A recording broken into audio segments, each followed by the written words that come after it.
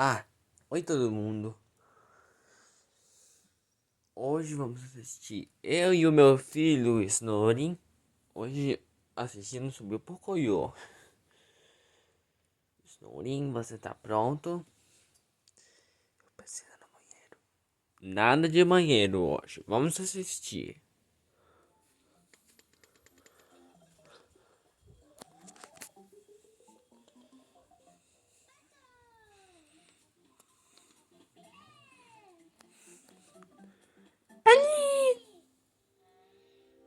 É tu, Snoring.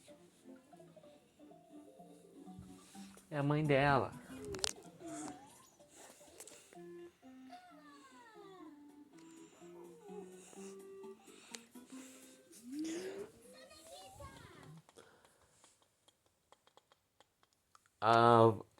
Vamos ver que achamos essa parte antes. Ah, sim. É a boneca favorita da Ellie.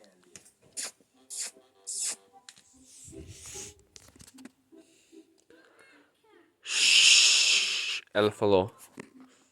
É por causa da boneca.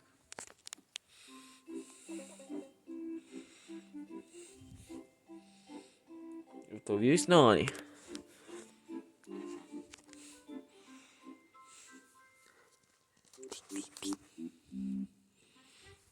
Eu acho que a Ellie quer que você cuide um pouco da boneca, Pocoyo.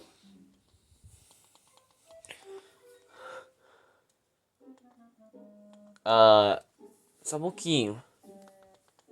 É preciso mudar a velocidade.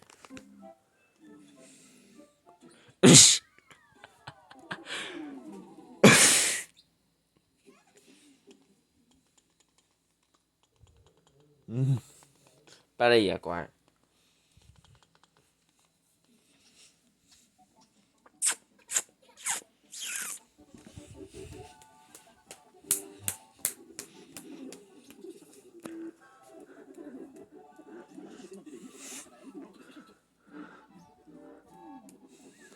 Olha, ele tá careca.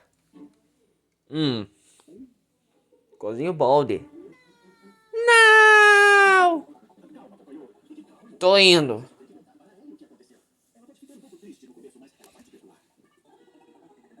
Curte pela parte 2.